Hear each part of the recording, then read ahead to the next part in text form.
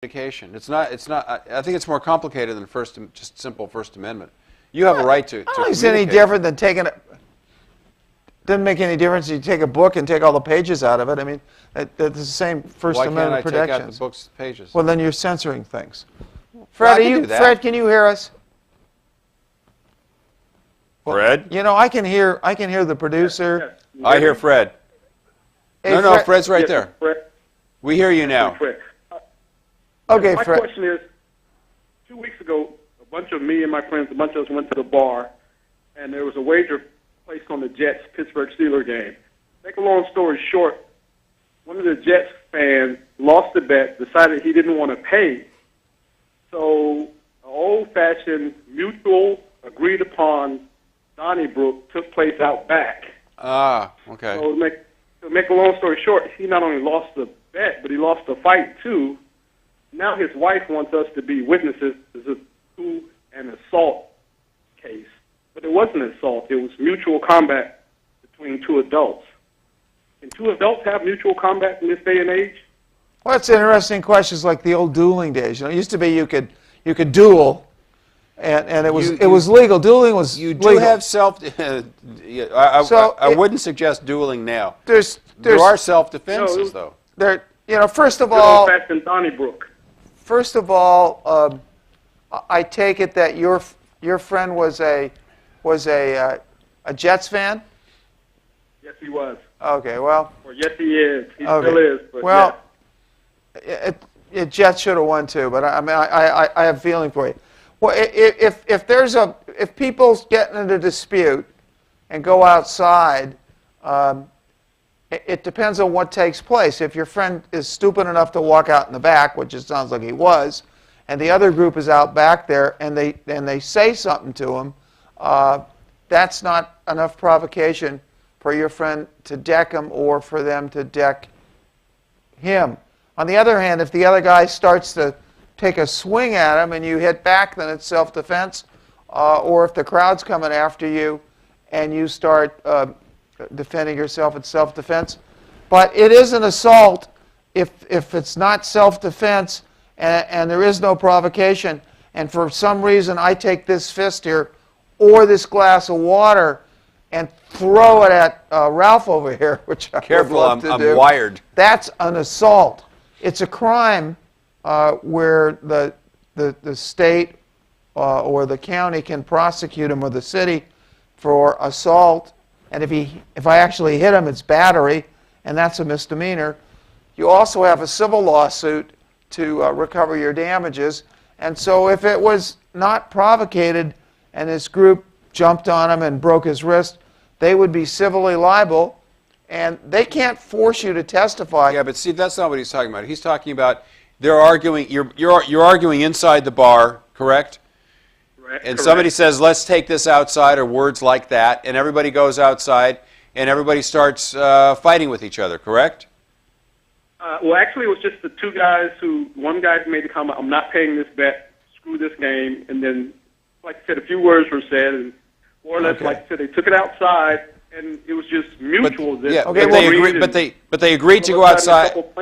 They talked about it. They agreed that they were going to go outside, and they went outside, right? So it's mutual combat situation. Firstly, no prosecutor's going to touch that. No criminal prosecutor's going to touch that. Mutual combat. You've used the words. The prosecutor's probably going to use the same words. And as far as civil action is concerned, I just don't see that going anywhere. They agreed to go out and do what they did. They're both assuming that they're assuming a risk that somebody's going to get hurt, and it's a physical altercation. And by the way, your friend is not that dumb because he didn't have any legal obligation to pay the bet because under most circumstances, unless done in a gaming place or et cetera, a bet on a sports event on television is illegal anyway. You know what's going to happen? Nobody's going to collect any money. My own knowledge. Yeah, nobody's going to collect any money. Nobody's going to win a lawsuit. Nobody's going to get prosecuted. But the ABC is going to come after the bar for gambling. Watch. That's the state liquor board. But, yeah. There the is- police right now, but like you said, the police, they're not touching it. That's why she's trying to get No, us to no. all be like witnesses and say that No. he kind of provoked this when it was mutual. Yeah, And the no. police, I guess, And- they're saying the same and- thing. We're not going to file a report on this. And your friend also has a constitutional right not to say anything, because technically he could be provocateur. What's the word? Provocateur. Provocateur. So he has a constitutional right to keep his mouth shut. So the bottom line is, you can probably, in nice words, just stay out of it. You don't have any obligation to say anything. Okay, great. But you know, let's just hope they don't get hurt next time, because those things sometimes aggravate to really serious situations. But Yeah, they can involve Right, more and than they're two both people. they're both on the same softball team, so somebody's going to have to work something. well, your guy is not pitching next week. I can Well, tell yeah, you and that. I would not stand next to either one of them if they had a bat in their hand. Right, very funny. Okay. Thank you guys very much. Okay, Fred, Appreciate take your service. care. Good luck. And you know what? Stay out of that bar for the Super Bowl. I beg you. Don't go near that bar. Well, Yes. interesting. 1-800-405-4222. Legal Help Live, and we'll answer your questions on the law if we can. If not, we'll have some fun talking about it. So you had something you wanted. Yeah, this is very, very disturbing. We're talking about the Los Angeles Police Department.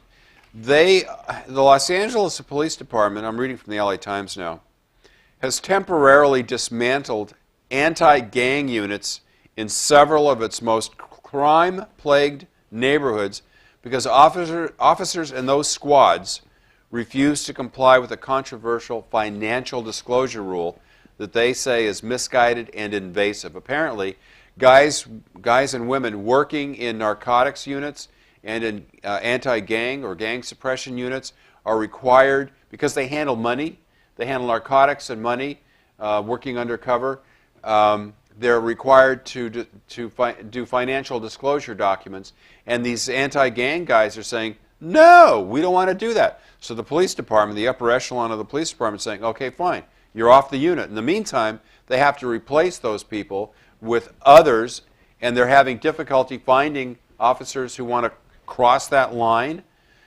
into that neighborhood with their brother or sister officers, and also who want to take that, do the disclosure documents. Well, what if it was I'm an airline pilot and you want to drug test me? That's pretty intrusive. Is anything different with that? You know what?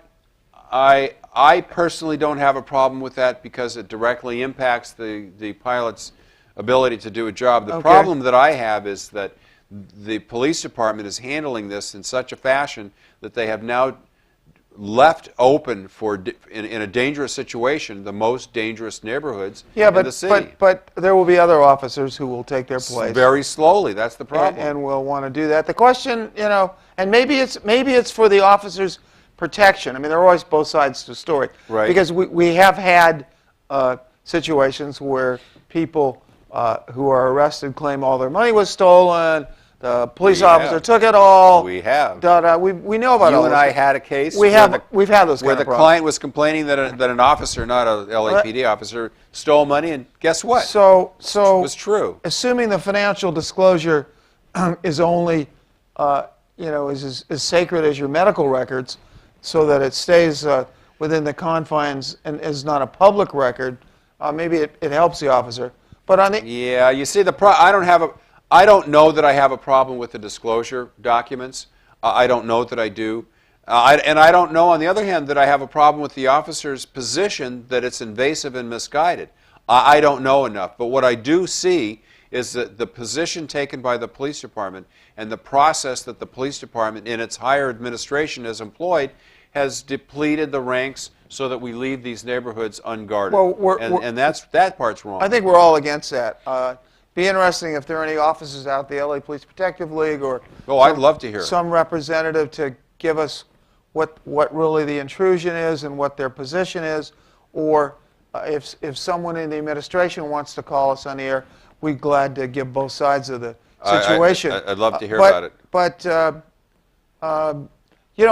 even more intrusive is the situation where they're required, their entire personnel records are turned over to people in criminal cases who Well, claim. that's state law. Folks, we got to take a break. When we come back, we'll be taking your calls. 1-800-405-4222. If you're on hold, stay on hold because we're coming right back. Stay tuned for more Legal Help Live.